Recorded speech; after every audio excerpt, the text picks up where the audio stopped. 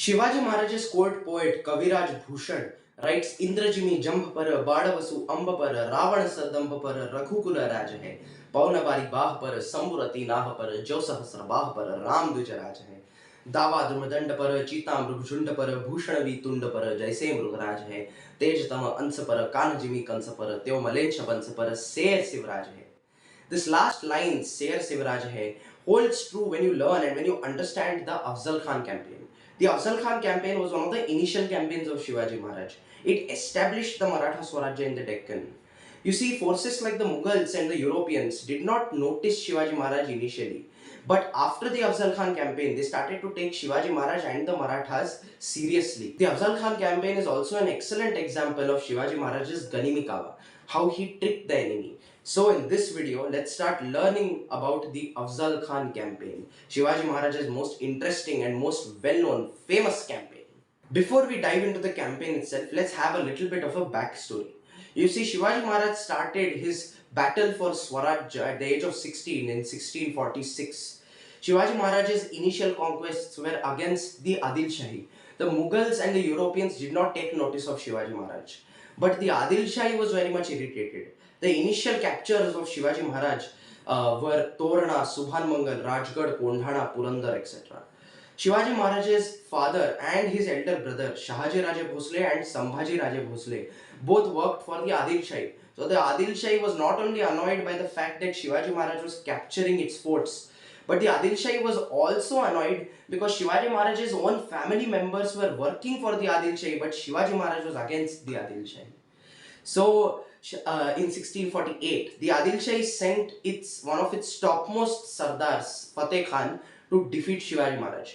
Fateh Khan lost to Shivaji Maharaj in an open battlefield, and Shivaji Maharaj's childhood friend Baji Jedhe is known to have jumped into the Adil Shahi army to retrieve a Bhagwa flag, which he successfully did, and so Shivaji Maharaj awarded him the title of Sarje Rao.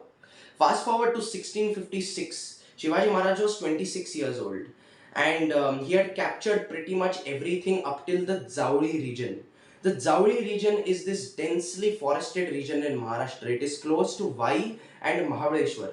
It is like the gateway to the ocean. Whoever controlled Zauri had easy access to the Konkan coast. So strategically, Zauri was a very important region to capture for Shivaji Maharaj. So Zauri was under the rule of this guy called Chandra Rao More. He was a local Maratha chief and he worked for the Adil Shahi. So Shivaji Maharaj initially asked Chandrarao whether he wanted to join hands, but Chandrarao exchanged harsh letters with Shivaji Maharaj. Then Shivaji Maharaj got very angry and he decided to capture Zauri. So by 15 January 1656, Shivaji Maharaj's forces had entered into the Zauri region. Now both Shivaji Maharaj's army and Chandrarao More's army knew the Sahyadri mountains very well. The only turning point would come due to the leadership of Shivaji Maharaj and Chandrarao More.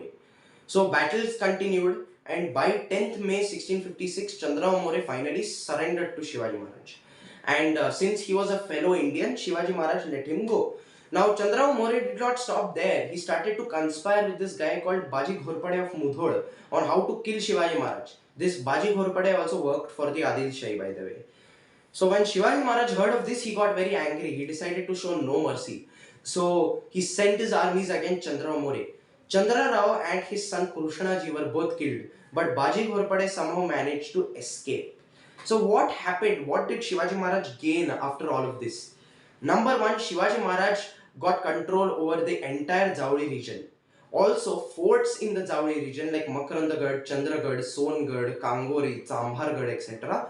came into his control, and so he could keep a good watch over the Zauri region. Now, number three, Shivaji Maharaj captured the mountain of Rairi, which later became Raigad, Shivaji Maharaj's capital. Number four, Shivaji Maharaj's Swarajya touched the Konkan coast, the ocean, for the very first time. So he started to build his Maratha navy. And then, last but not the least, Shivaji Maharaj ordered his Peshwa, Moropanta Pingale, to construct a fort in Zauri, and a big fort. So under the administration of Moropanta Pingade, Hiroji Indalkar, Arjoji Yadav and Girjoji Yadav built a very beautiful, really huge fort in the Zauri region, which was later called Pratapgarh. So while Shivaji Maharaj was growing his power in the Deccan, certain things were happening between the Adil Shah and the Mughals. So let's learn about that now. You see, as early as the 1630s, the Mughals and the Adil Shahi had come into a pact in order to dissolve the Nizam Shahi of Ahmednagar. So the Mughals and the Adil Shahi had joined hands at that time. The treaty was like this, that all territory above the Bhima river would go to the Mughals and all territories below the Bhima river would go to the Adil Shahi. So the Adil Shah and Mughals together defeated the Nizam Shahi, dissolved the Nizam Shahi, and the territories were divided between the two.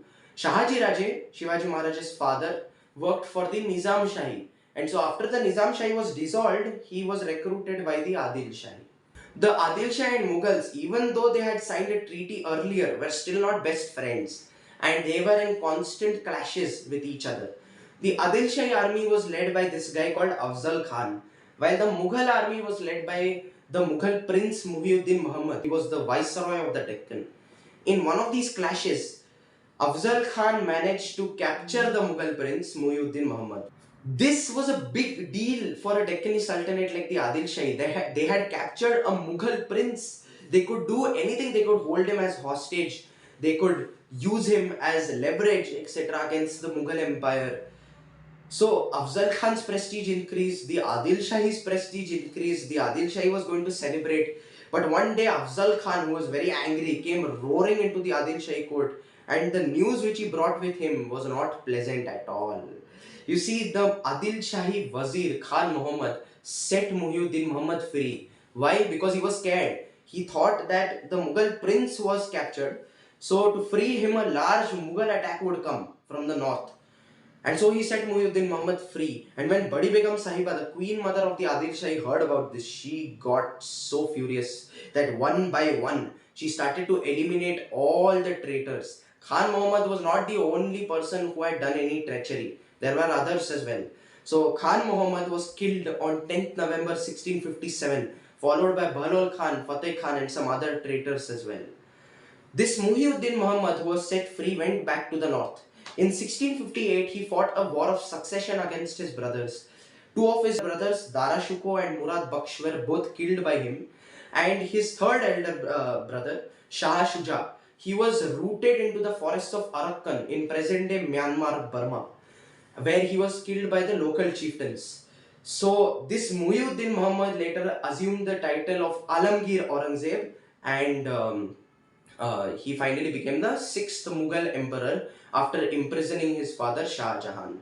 So the Adil Shahi had a future Mughal emperor in their grasp, and this guy was set free. So the Adil Shahi was annoyed not only because of Aurangzeb's escape, but also because they were not able to control Shivaji Maharaj.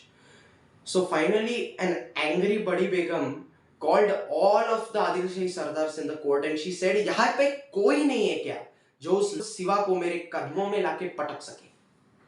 Initially, there was silence in the court because many of the Sardars had already been defeated by Shivaji Maharaj, and they had been made fun of in the Adil Shahi, etc. But then this one Sardar walked out. That guy was Afzal Khan, the same guy who had captured Aurangzeb. He said, बड़ी बेगम साहिबा, मैं पकड़ के लाऊंगा उस पहाड़ के चूहे को, जिंदा या मुर्दा. So Afzal Khan was chosen as the commander-in-chief of the new campaign against Shivaji Maharaj. Before I proceed, let me tell you a little bit about Afzal Khan. Afzal Khan Muhammad Shahi, as was his full name, was the Subedar of Vai and one of the topmost Sardars in the Adil Shahi. Afzal Khan was known throughout India as a very cunning and very treacherous person, because that's how his reputation had been built. He had treacherously murdered the kings of Srirangapatnam and Kasturiranga. He had also killed Veerbhadra, who was the king of Bednur, in a peace meeting. Shahaji Raja Bhosle was very anxious that Afzal Khan was chosen as the commander-in-chief, because Shahaji Raja's eldest son, Shivaji Maharaj's elder brother, Sambhaji Raja Bhosle, was killed by Afzal Khan. You see, during the siege of Kanakgiri, Afzal Khan and Sambhaji Raja were fighting alongside each other. But just because Afzal Khan hated Shahaji so much, he decided to kill Sambhaji because Sambhaji was Shahaji's son. and he told his army to go and kill Sambhaji. So in between the battle itself, Afzal Khan's squadron went and killed Sambhaji just because of Afzal Khan's hate for Shahaji Raje. And he had also humiliated Shahaji Raje in the Adil Shahi court by chaining him, etc. So Shahaji Raje knew that if Shivaji Maharaj gets into the grasp of Afzal Khan will surely kill him. And that's why Shahaji Raje was so worried. Afzal Khan also called himself Deendar Butshikan, Deendar Khufra Shikan, meaning the breaker of idols and the killer of kafirs. He also called himself Katile Mutta Maridan Kafiran, Shikande Bunyade Butan, meaning I am the one who kills kafirs and I am the one who breaks the legs of idols.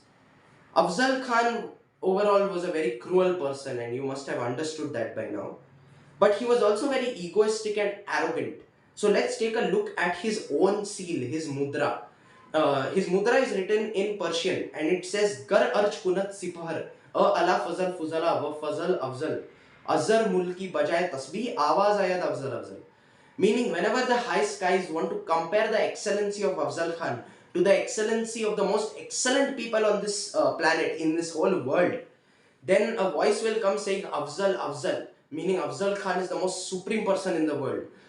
Why am I looking at Afzal Khan's seal? Because a mudra or a seal of any general, any king, is a reflection of their personality. Because this mudra is written by that king or chieftain or a general itself. If we see Shivaji Maharaj's mudra, which is written in Sanskrit, it says Pratipa Chandra Lekheva Vardishanur Vishwa Vandita Shah Sunoha Shivasesha Mudra Bhadraya Rajate, meaning ever growing in splendor like the moon on the bright half of the first month and adorned by the world. The seal of Shivaji, son of Shahaji, will grow and will glow for the benediction of all, for the welfare of all. So here you can see the contrast between the personality of Shivaji Maharaj and Afzal Khan.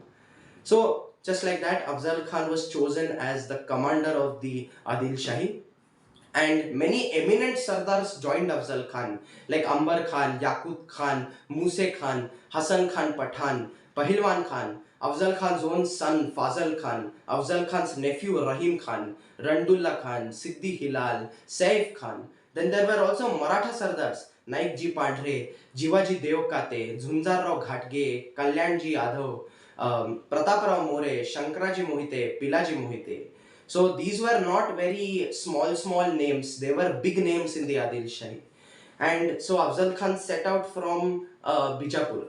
Afzal Khan had everything in his army: zamburaks, cannons, bullocks, horses, camels, elephants, all kinds of weapons, guns, you name it. There were also these people called Bazar Bunge who joined the Adil Shahi army. Bazar Bunge were these people who used to sell their goods or services in the army. So Afzal Khan's large army was like a moving village itself. Afzal Khan was given an infantry of 10,000 and a cavalry of 12,000. So a total army of 22,000 people, which was the largest army Shivaji Maharaj had ever faced till then, or one of the largest armies that Shivaji Maharaj ever faced in his entire reign. So Shivaji Maharaj was up for a big challenge. And when Shivaji Maharaj got to know about this, he started preparing for the upcoming battle. So for now, let's stop the video right here and we'll continue with the Afzal Khan campaign in part 2. Hope you enjoyed this video. Like the video, subscribe to my channel if you want to join me in my mission to spread this kind of history, and comment, share, and I'll see you in part 2. Bye.